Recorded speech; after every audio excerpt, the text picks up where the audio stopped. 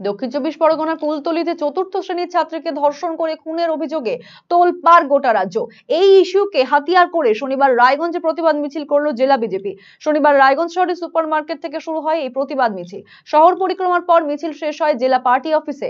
মিছিলে উপস্থিত ছিলেন বিজেপির প্রাক্তন রাজ্য সভাপতি দিলীপ ঘোষ, বিজেপির জেলা সভাপতি বাসুদেব সরকার সহ অনেকেই।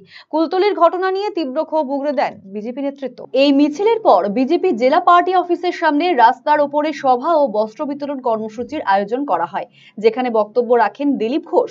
বিজেপির রাস্তা আটকে এই কর্মসূচির প্রতিবাদ জানিয়েছেন তৃণমূল কংগ্রেসের জেলা সহ সভাপতি অরিন্দম সরকার। বিজেপির নেতাদের মিথ্যা শুনতে শুনতে মানুষ অতিষ্ঠ হয়ে গেছে, যার জন্য আজকাল বিজেপির মিটিংয়ে কেউ যায় না। এখন দিলীপ বাবু রায়গঞ্জে এসেছেন, 5টা লোক নেই, দেখাতে হবে দিলীপ বাবু এসেছেন। গুটি কতক শাড়ি, 50 থেকে 100 শাড়ি নিয়ে তিনি রাস্তার মাঝখানে দাঁড়িয়ে পড়লেন। চারিদিককার পূজার মহল, আজকে দ্বিতীয়ার দিন, চারিদিকে সমস্ত যানবাহন আটকা পড়ে গেল এবং 50টা শাড়ি দেওয়ার জন্য ঘন্টা খানেক ধরে সেখানে তারা নানা রকম ভাষণবাজি করলেন এবং মানুষের দৈনন্দিন যে জীবন, পূজার সময় মানুষ নানা রকম শপিং থেকে নানা কাজে আজকের দিনে বেরোচ্ছে, তাদের ত্রাহি মধুসূদন অবস্থা।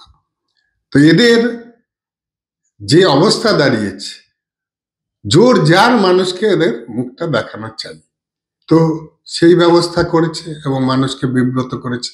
মানুষকে বিব্রত করা ছাড়া বিজেপি দলের কোনো নেতারই আর কোনো কাজ নেই। পাল্টা তৃণমূলকে আক্রমণ শানিয়েছেন বিজেপির জেলা সাধারণ সম্পাদিকা ফাল্গুনী চক্রবর্তী। এখন আমাদের সকলের প্রিয় প্রাক্তন রাজ্য সভাপতি আজকে রায়গঞ্জে এসেছেন। বিশেষ সাংগঠনিক বৈঠক ছিল আমাদের। ওনার আজকে সারাদিনের প্রবাস রায়গঞ্জে। সেই কার্যক্রমেরই অংশ হিসাবে তিনি কিছু মা বোনেদের হাতে বস্ত্র বিতরণ করবেন। সেই বস্ত্র বিতরণ উপলক্ষে এখানে একটি ছোট স্টলের আয়োজন করা হয়েছে এবং তার মাধ্যমে এখানে বস্ত্রগুলো তাদের হাতে তুলে দেওয়া হবে। এটা সাময়িক সময়ের জন্য, এখানে রাস্তা অবরোধ করার কিছু নেই। আমরা তৃণমূলের মতন স্বৈরাচারী নয় যে যাদের রাজত্বেই এখন কুলতলির মতন ঘটনা ঘটছে, আরজিকরের মতন ঘটনা ঘটছে। পুজো আসবে, পুজো যাবে, কিন্তু এই ভিড় তো রায়গঞ্জে নিত্য নৈমিত্তিক ভিড়। এই যানজটে রায়গঞ্জবাসী অভ্যস্ত। প্রতিদিন বাস স্ট্যান্ডের মুখে যে যানজট হয়, সেই যানজটের আজকে কিছুই না। আমরা সাময়িক সময়ের জন্য রাস্তায় একটা পাশকে শুধু রেখে আমরা এখানে বস্ত্র বিতরণ করছি।